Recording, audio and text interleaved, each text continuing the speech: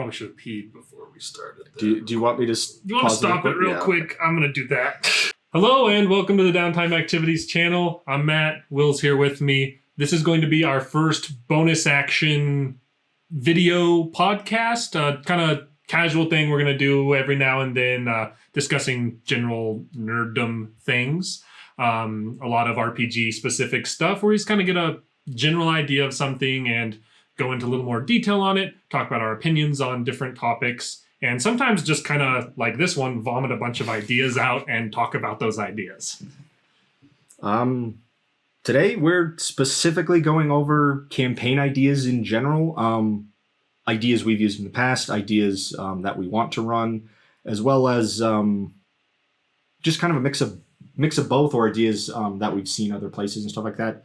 Anything we go over, if it's interesting to you, feel free to just use it. Please do, and tell us how it goes. Absolutely, I would absolutely love to hear stuff like that. I don't know if you have anything that you want to start with or not, or let's start with the OG. Let's start with the first campaign that I ran for the group that we now play, like the main group we play with to this day, and it's a pretty generic idea, kind of, but with some different twists and stuff to it. And I think it's a good place to start because you don't have to. Not every campaign has to be, but it's this alternate Teletubbies timeline in the post-apocalypse where everybody rides space scooters. Teletubbies already alternate post-apocalyptic timeline. Well, that's another topic for another day. But it's a world based heavily off of Mediterranean kind of Rome. It's very Rome at its height as an empire, but in a fantasy setting, and instead of the emperors being just people, they're dragons. Well, and I didn't realize at the time just how much it was the Mediterranean, really until years later when we were talking about the sort of Greek, sort of mythological Greek Minotaur culture, the very sort of kind of Gaelic Germanic barbarians of the north and northwest, and then a very sort of like Iberian Peninsula, Carthage, which are kind of the good guys, but that's all as much as that campaign had any good guys at all. But the basis of it for me running a game, and this is something that I definitely suggest stealing. If you are starting a new game with a lot of newer players, having some way early on to railroad people in a way it kind of keep everything encapsulated and small while people are learning the rules, and then kind of, cut the lock off, open the gates and let them go have fun is a really good way to do it. It's the Bethesda RPG method. Exactly. They start in prison, or in this case, they start enslaved by one reason or another to a gladiatorial school in a Rome-like empire, where they have no rights, they're locked away by these people, but they're still going to do these combats. They're kind of gaining renown. They're learning how to play and how their characters interact and how to play the game. And then they're released down to this kind of world. But back to the setting. Rome, the key here, the kind of centerpiece, is a Rome-like empire where the people running it, at least in the way I ran this game, was metallic dragons, which are kind of the traditional good guy dragons of the D&D setting. And then there are different metals, so you have silver dragons and gold dragons, and then there's the chromatic dragons, which are typically the evil ones. And the kind of loose history of the world is the chromatic dragons used to be in charge. They got taken out by these heroic metallic dragons, and then the metallic dragons are trying to build this empire and kind of settle the world and have themselves in charge of it, seeing themselves as like the wise and thoughtful, lawful order. In the process of that, they've kind of turned into the villains with things like slavery and this imperial crush the enemy mindset where they're going and conquering these other nations. And then your players can, depending on the story you tell there, get more or less invested in that turmoil and that conflict.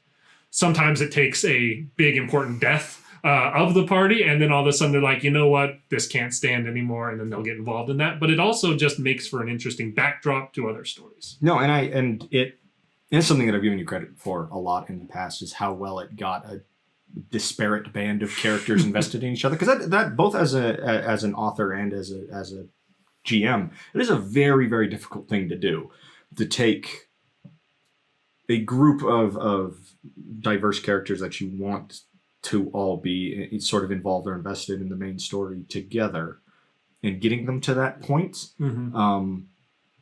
It's which is why I feel like all too often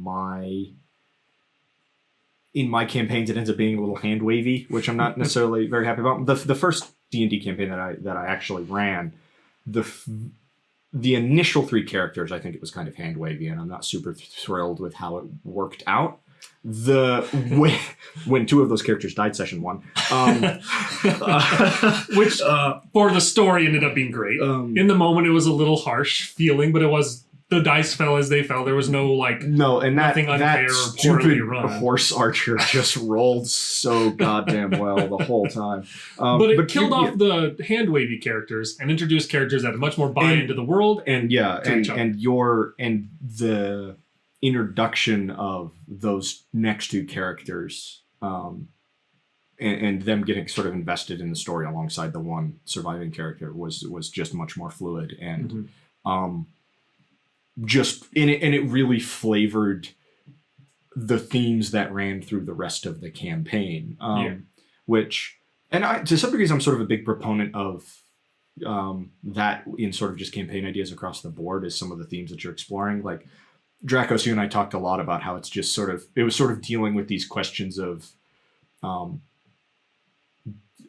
like sort of tyranny and morality and like at what point do the heroes become the villains and like who are the heroes, because, and this was a conversation we had after the campaign, like we weren't really good guys over the course of that. Like we viewed ourselves as these heroes, and the histories that the world told about us, so paints us as these great heroes toppling this empire to a lot of degrees, at least the chunks of history where somebody didn't steal all our credit.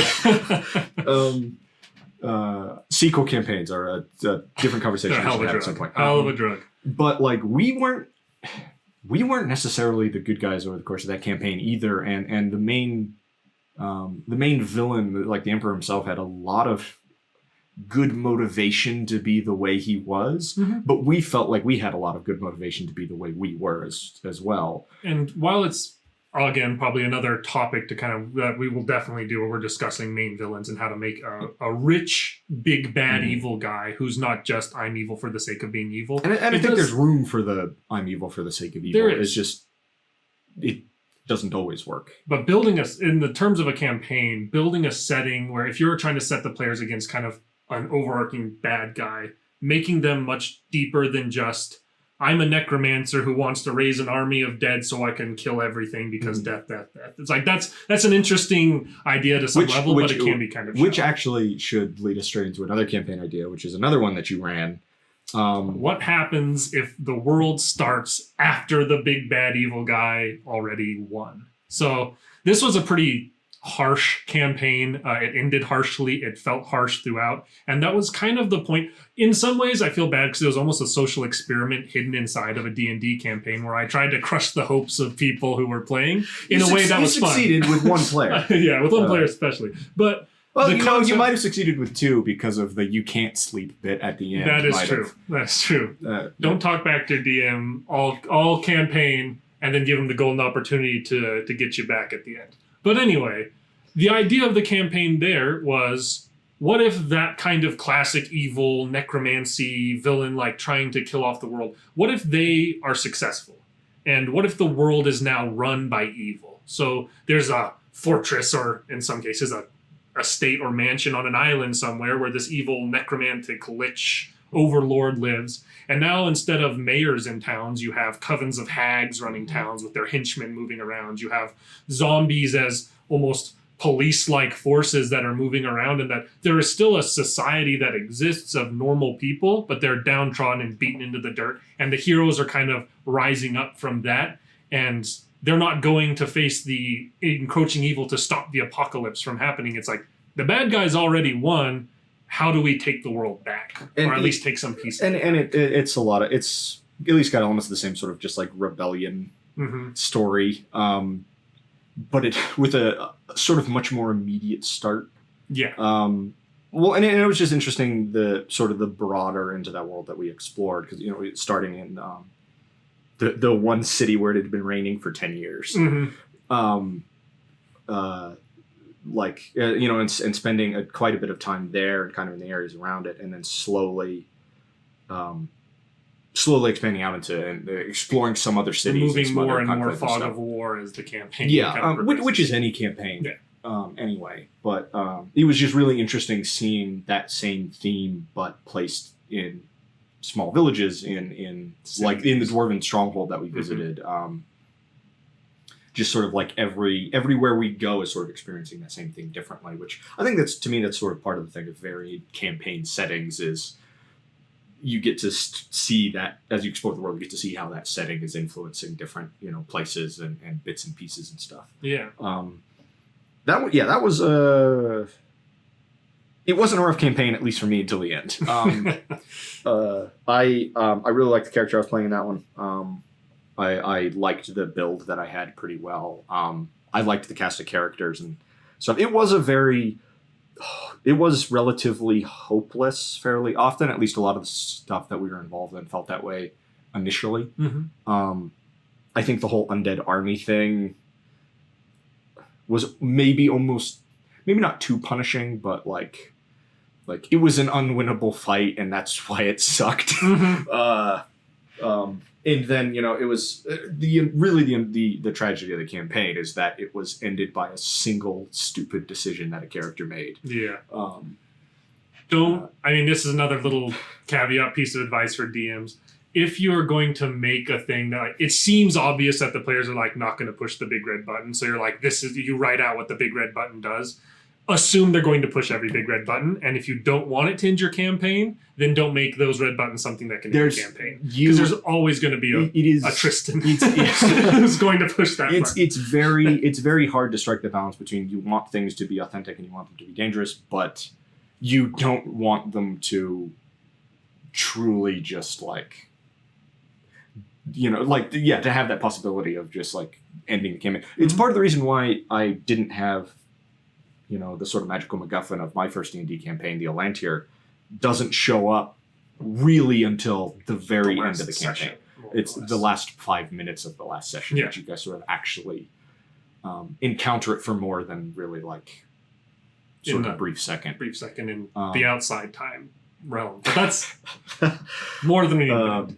But a good caveat or a good transition to go into kind of the setting that you decided on in the kind of world you built with that campaign. I was starting to get kind of obsessed with the idea of doing low magic settings and doing Epic 6 settings. You and I have talked a lot about Epic 6 settings in the past. It's something we both kind of really like, and that Epic 6 meaning your character progression as a D&D campaign, instead of 1 through 20, it's 1 through 6. So a 6th level character is there's a couple of them that exist in the world, and they're these big and powerful mythical heroes, instead of a 5th level fighter is just like every other guy with a sword on the corner in some settings where there's these high magic, high power. And also with these settings that are low magic Epic 6 games, magic is not commonplace.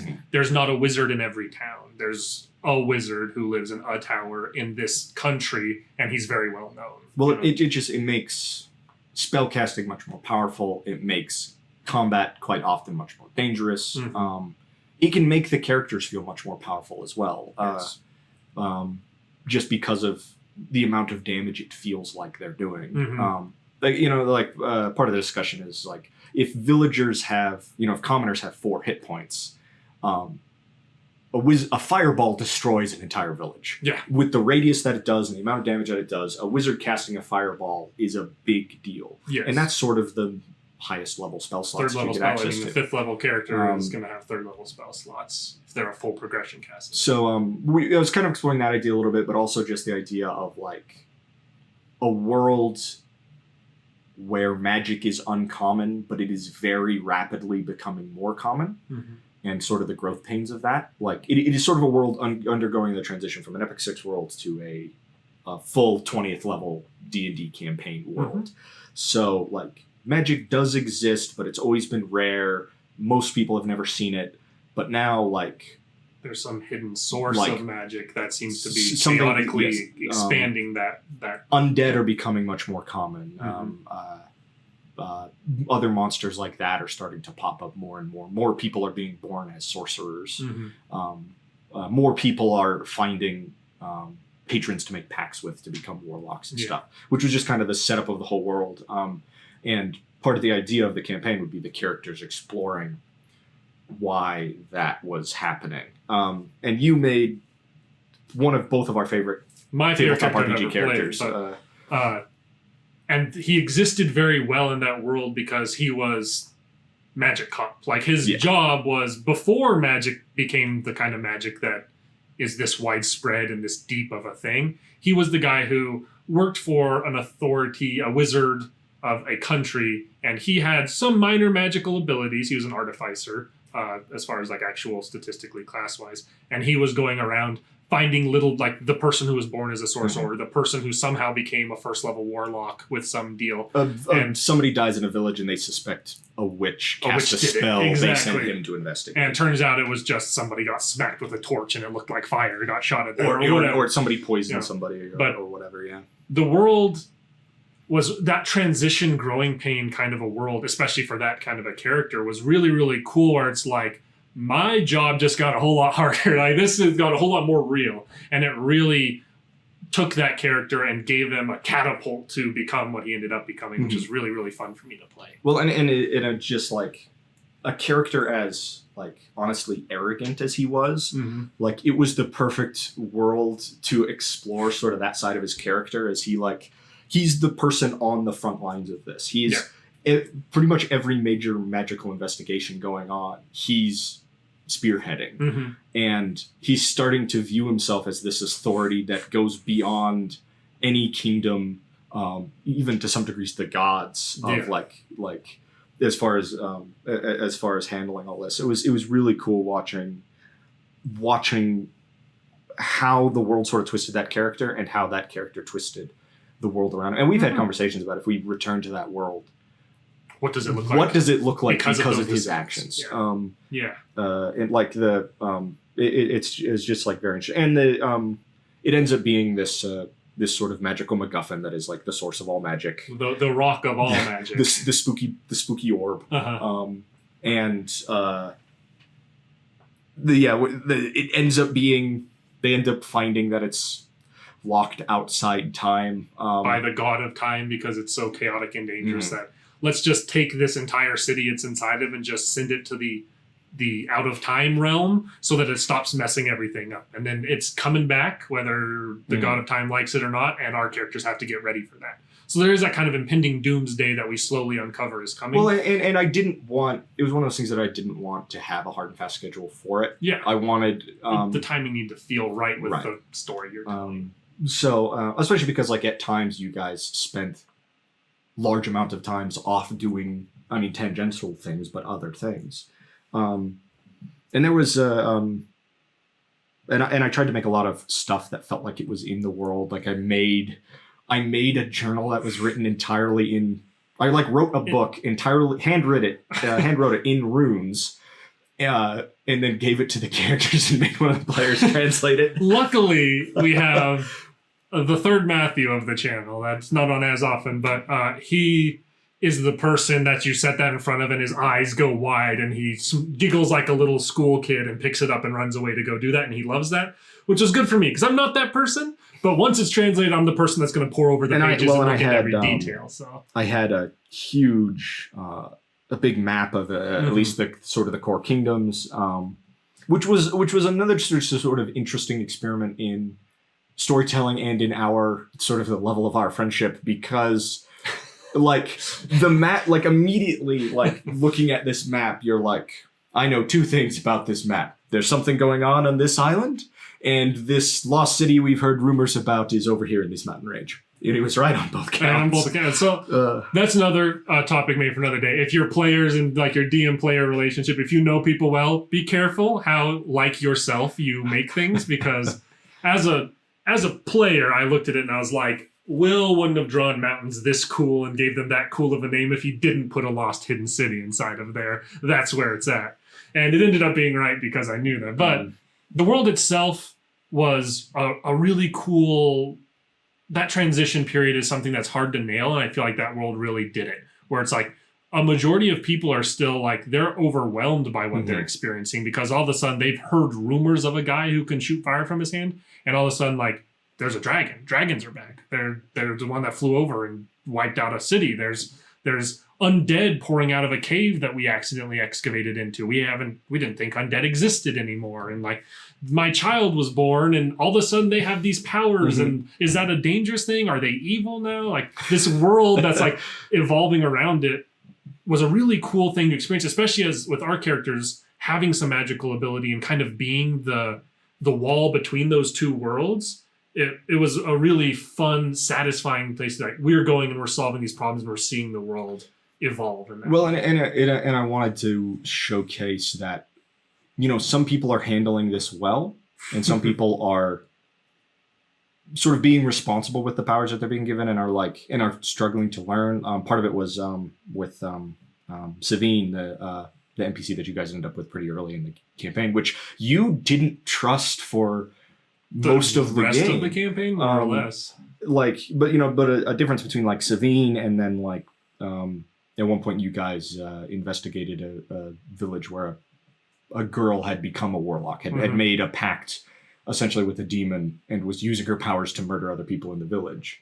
And you guys like, and she's thinking she's hot shit because she's a first level warlock, and compared to commoners or soldiers, like basic burning hands, stats, all of a sudden you've just killed 6 people. It's like she feels like she has all this power, but she runs into people that are like 5th level characters who are like an artificer wizard blend or a sorcerer or this like sort of heroic warrior. Yeah, like it's like she immediately, or this phenomenally deadly drunk elf assassin. Or phenomenally drunk, deadly elf assassin. I'm not sure. Phenomenally drunk, phenomenally deadly elf assassin. You know, so it's like I just like, I think that was like, so I felt bad that some of the quests kind of felt easy, at least some of those like kind of magical investigations that you guys were doing. But like, I wanted to showcase like what this level of magic is looking like for the common people. You know, of like people. Somebody gets this power and thinks they're almighty and thinks they're hot shit until they run into somebody who's been dealing with this type of stuff for 20 years. It's a cool concept, and kind of to jump off of that to another game that was kind of briefly run, not something we got fully deep into, but was a really cool concept nevertheless, is an Epic 6 Greek mythology sort of world. Kind of this idea of magic is not really a thing in this world. There's not like wizards really running around very much. There's like, we can kind of flavor some magic to work here and there, but the whole idea being like, it's an Epic 6 world. A 5th or 6th level character is Troy. Like it's something from Troy. It's like you're some sort of like hero of myth. You're Achilles and Hector are 6th level characters. Yeah. Those kind of characters. And there are, in that kind of a world, there are mostly combats with other soldiers, other, human beings, but at the same time, there are these monsters of legend, and your characters have to approach them much more intelligently. Then it's like, we're a 12th level party of adventurers, we're going to go and take this Hydra out, and the wizard will cast some spell that binds it into place, and then the assassin will deal a ton of, there's some sort of strategy to it. Instead, it's like, we are a group of 3rd level characters with maybe a crew of soldiers on our ship, and we have to think of how to tackle the Cyclops, not a Cyclops, and the Hydra, not a Hydra. Well, yeah, and that was always kind of something we were talking about, is like in most mythologies, some monsters are relatively common, but the vast majority of time it is the it's Hydra. A capital Hydra. It is capital Cyclops. Like there's 3 or 4 Cyclopses. Cyclopi. What is a grouping of Cyclops called? There's like a murder of crows. It's probably something vaguely insulting about how they all only have one eye. So I'm gonna have to think about that. But I've just always liked those, like taking mythology settings, and it's something apparently D&D is like doing as well. I mean, there's and MTG is like doing. Quite a few MTG sets have been sort of themed the same way. And then they did the your Theros heroic sets. And then they did the like Theros setting D&D supplement thing. Yeah. Which like aims to get sort of some of the same feel, but in a sort of a traditional sort of 1 to 20 D&D setting. But yeah, we only really did 1 or 2 sessions with that, but like MediG had a ton of fun like finding crazy, weird Greek monsters for us to fight. Uh-huh. I think one of which I killed by doing 1 damage with a bard spell, because it had to be magical damage to kill it. And was that the one that was like a horse with a chicken's head or something like that? I Yeah. don't know. It was weird and it was fun. And this like very grounded setting where you're kind of just people, but you are also becoming heroes of legend, but you never really stop just being a person. Well, and that's what I like about the Star Wars system and to a lot of degrees Savage Worlds. Like obviously Savage Worlds does have a level up system as well, and some of the abilities you get are really pretty powerful.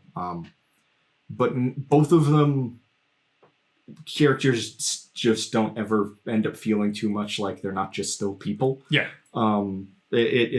Which is just something that's nice about Epic 6 settings in general. But I do like the mythology setting. Like I've kind of wanted to do something similar with either as a campaign or just in my own writing as a like an Egyptian mythology, like essentially in like set the whole story in mythological Egypt. Just like that campaign was sort of set in mythological Greece. I think those are always really compelling, and I kind of like them a lot. And in a 1-player campaign I ran for you, we kind of brushed on that, kind of this like djinn, sort of like this world being one. I designed. We just had games where we'd play where it's just one person is a player, one DM, just to kind of like, people can't meet, let's still play games because we like to play games. And so in that world, the whole idea is, characters starting at 0th level. And this really lends itself to 1 player or like a small group start. But a 0th level street urchin starting on the streets of some fantasy adjacent Arabic themed or kind of Egyptian themed city. And they're kind of like your Aladdin character that's kind of like the street rough. My intention with the characters always to be like sort of half Aladdin, half Robin Hood. Yeah. At least eventually.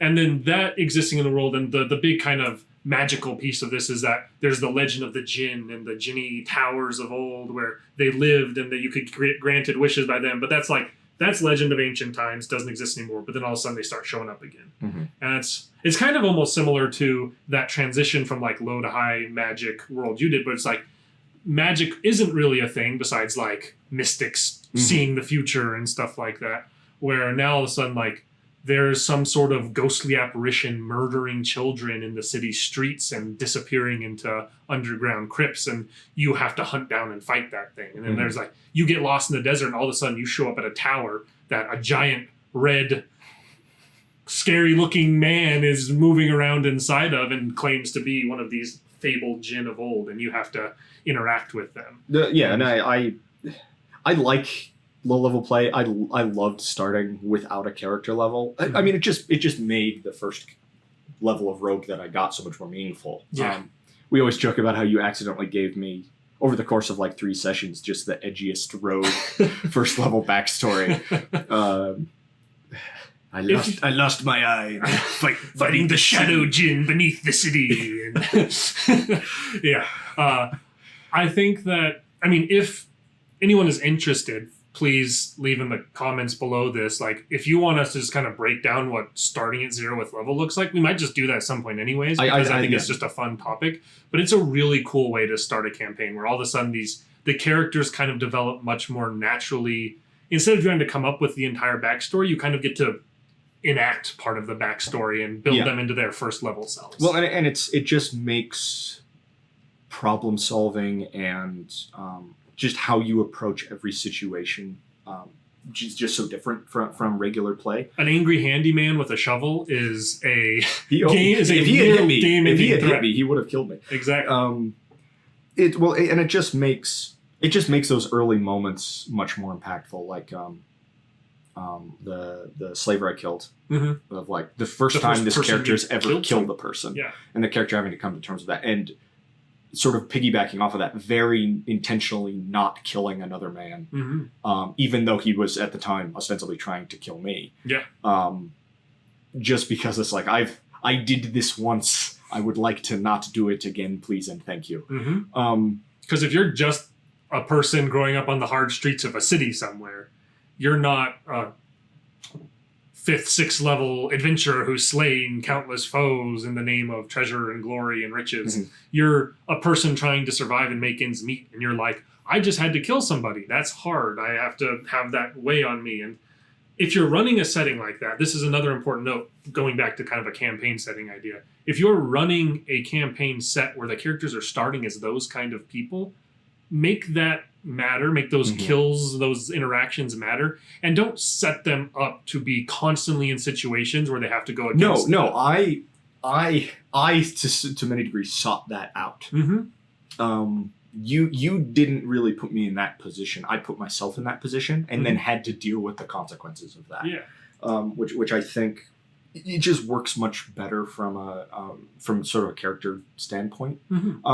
It's not always going to happen. I mean, the point of a tabletop RPG ostensibly is to go on adventures, at least eventually, right? Yeah. Like you're involved in a story.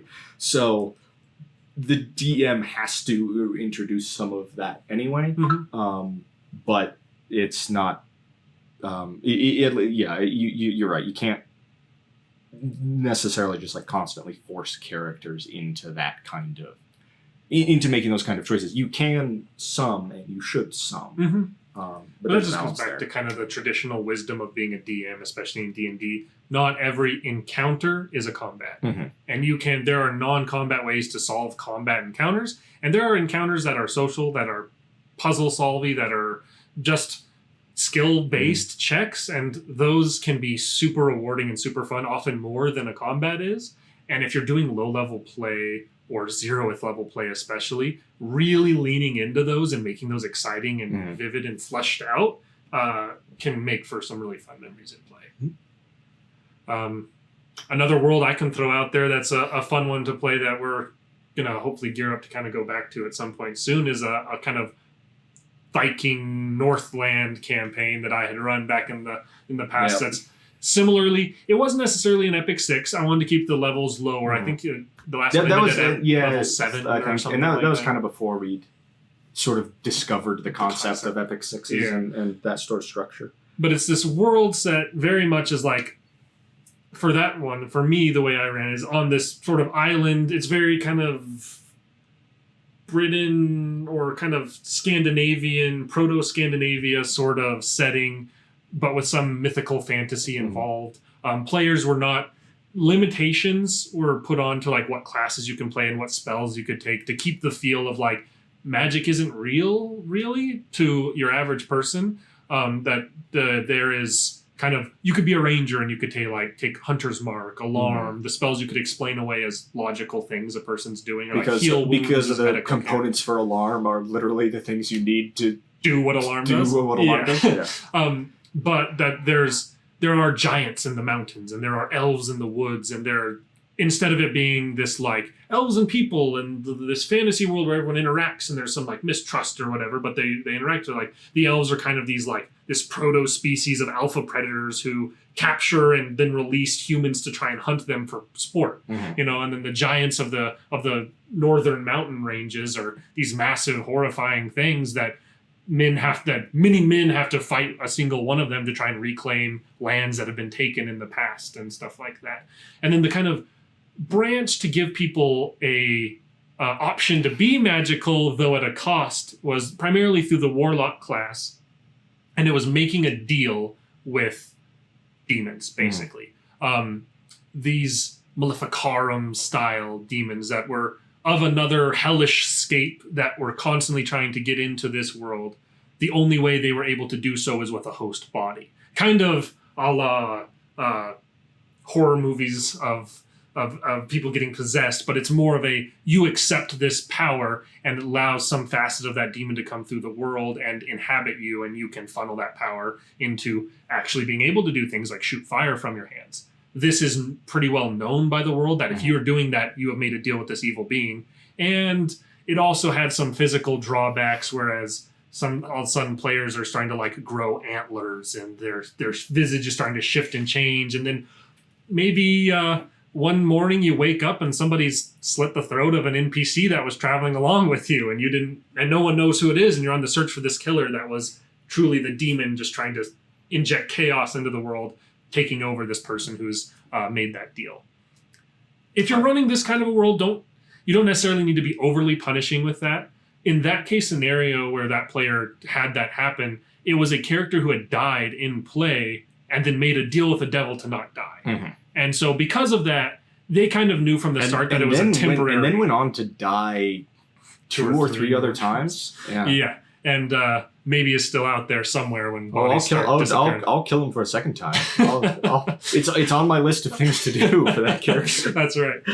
But a world very grounded, if you like the show Vikings or any of those kind of adjacent shows, nail that feel of like heavily inspired. Heavily inspired. Your characters are the kind of have that political turmoil between jarls and kings and have this raider lifestyle where people are getting on boats and going to more civilized lands and conquering swaths of them, taking the riches, loots, and going back to their home island, and then really lean into that political conniving sort of side of things. It can make for some really fun role play, and a lot of that kind of interaction is really fun where players get backstabbed in the first session or two, and then that's the chip they have on their shoulder leading up till the end of the campaign until they're able to enact revenge on somebody of a higher status. That's also on my list of things to do for that character. It's a long list. It's a long list. It is a long list.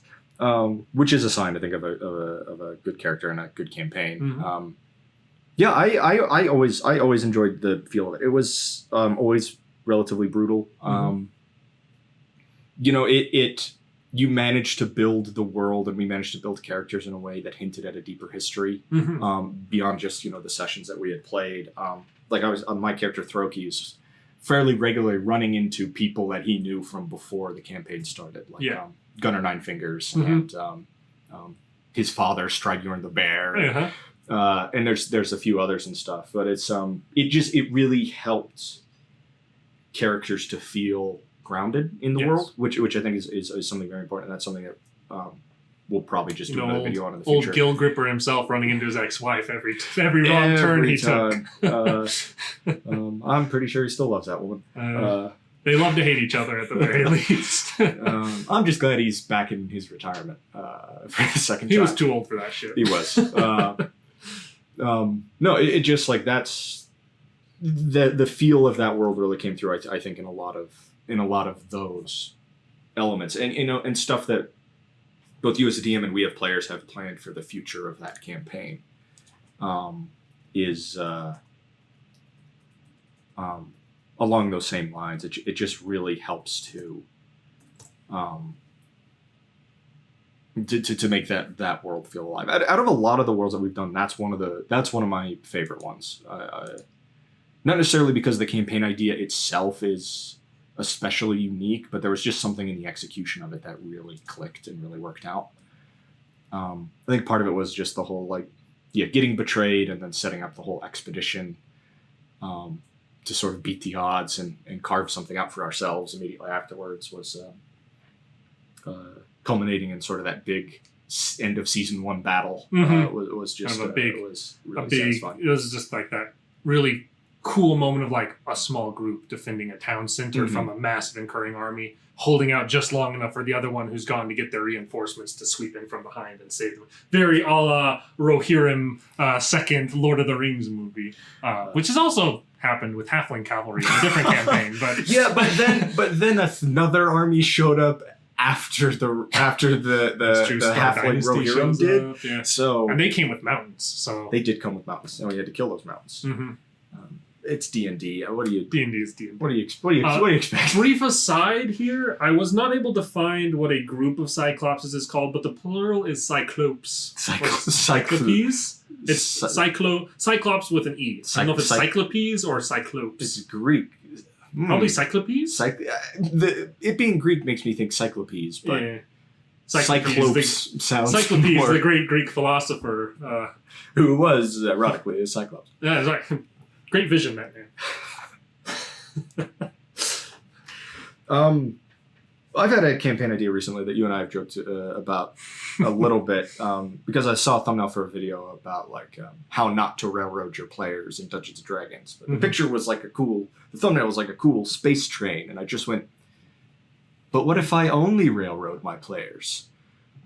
I just sort of I played around the time it came out, I played through Metro Exodus, Mhm. which is different than the first two Metro games in that you're not in a metro all that much. You spend quite a bit of time on a train, but it's just interesting as you're sort of traveling through post-apocalyptic Russia, slowly adding more cars to your train, and like you get like a flatbed car and this like truck that you put on. You can drive around some of the maps, and like every place you stop, is like its own little open world that you have to explore and complete some objective. Mhm. In one of them, it's just getting back to the train.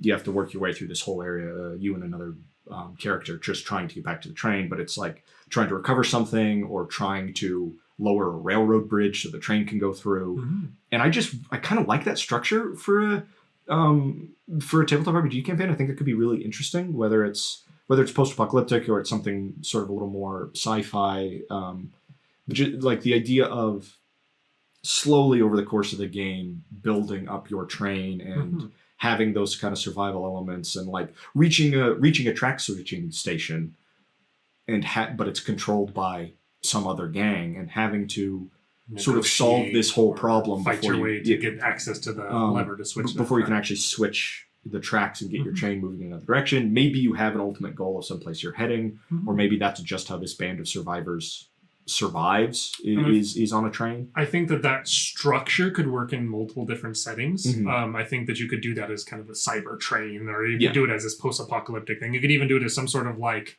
proto-tech fantasy world. I think the key there, though, is there has to be something in the world that constantly is driving the players back onto the train to keep progressing forward. Right. It can't be a world where if your goal is to railroad your players constantly, like keep them on the train, they can't just kind of pop off. It's like the world is normal and easy and you can just travel wherever you want outside of here, but you also just happen to have a train. Like the train being the center of a campaign could be very, very fun. Similarly, though, a ship, a pirate ship, or a boat or a spaceship or something could operate similarly. Having a mobile home base that you have a reason to constantly be going back to is a really good thing to interject in a lot. I think the train's kind of interesting to me because it is locked to the tracks. Mm-hmm. So like going from point A to point B isn't always just as simple as that. Like there may be rail lines connecting that, but you may have to go weeks out of your way to actually get there. And I think that's part of why the concept is interesting to me.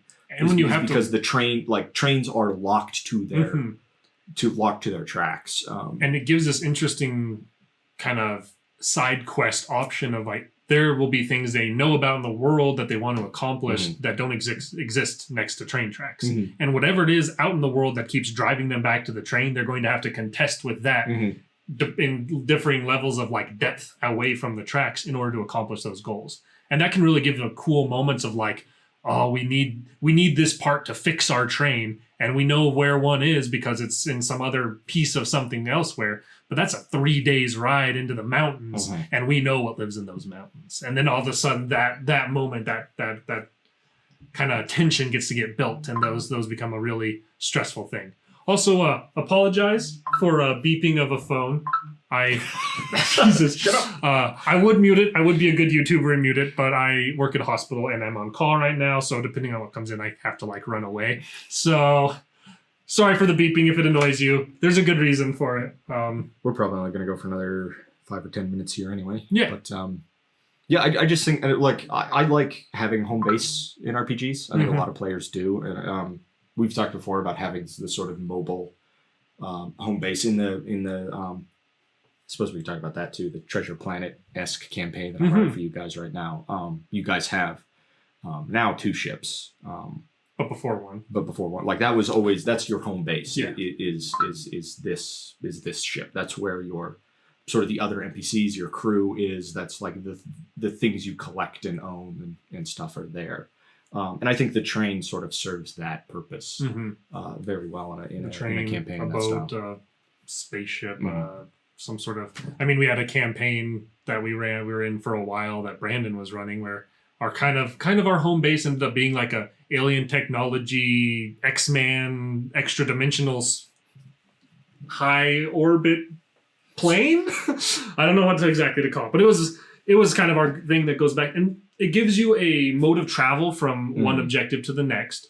but it gives you like a home that you stay in between those that you care about. And all of a sudden, like, I remember like dumping quite a bit of riches on you guys in the first campaign I ran. And you know, you're always worried as a DM, like, give the players too much money. Why do they keep adventuring? Or why don't they just go and blow it on like a newer, shinier sword that does a little more damage? Yes. Sometimes. 4 or 5 times. Yes. How many different versions of my sword beauty were in that campaign? Too many to count, probably. But at the same time, if people have a base and have a mobile base, especially, it gives like, all of a sudden you're like, well, we just got in a scrap back there with another boat. What if we had nicer cannons? Let's spend some of this money on nicer cannons. And it's something that's a very statistical, tangible thing for players to latch on to and feel like they've gotten their money's worth if you let them use that again then later on. But it doesn't just have them constantly trying to like power up their characters in normal combat every step they can with all the treasure and money you give them. No, it's I get a ton of satisfaction out of the sort of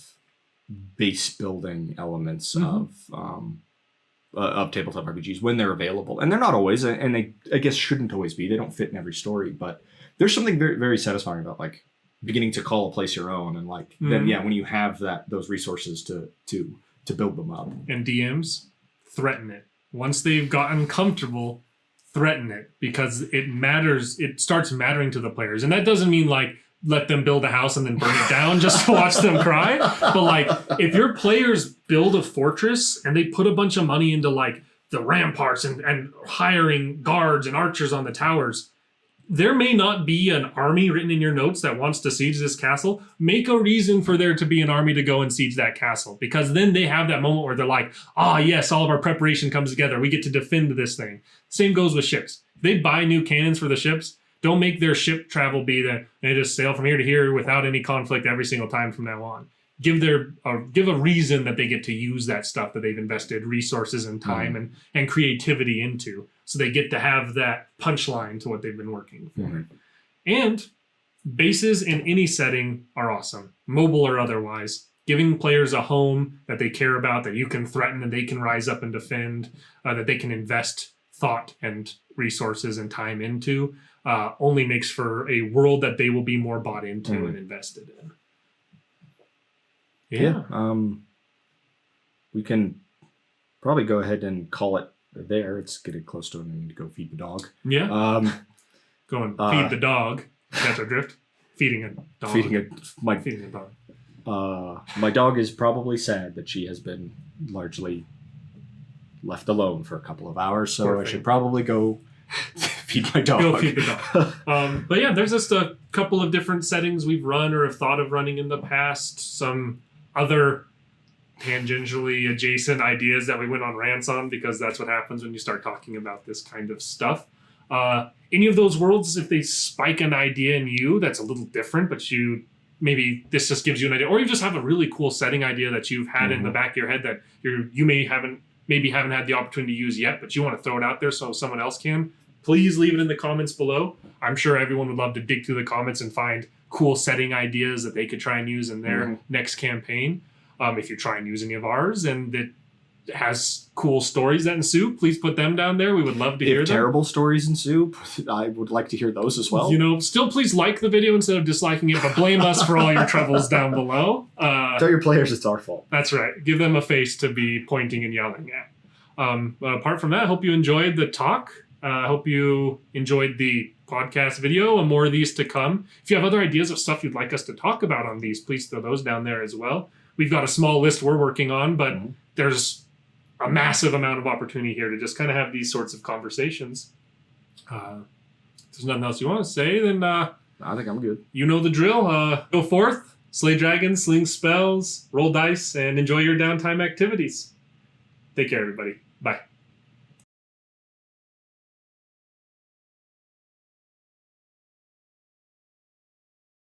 How many of your RPG characters would I trust, like in real life? It depends. It's very task specific. It is. Like, if you want you were like, I need to have my dry cleaning delivered on time and returned on time. Like, Hadrian will get that done, and like he'll do it in a very efficient, ruthlessly efficient manner. But you wouldn't trust him to like watch your dog, because if your dog he deemed as a threat, he just put it down. Yeah, but he has steel.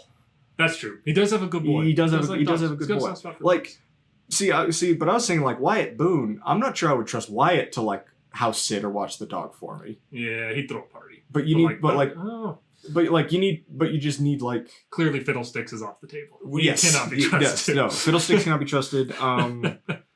Offie's trustworthy. Mm-hmm. Just a nice old man.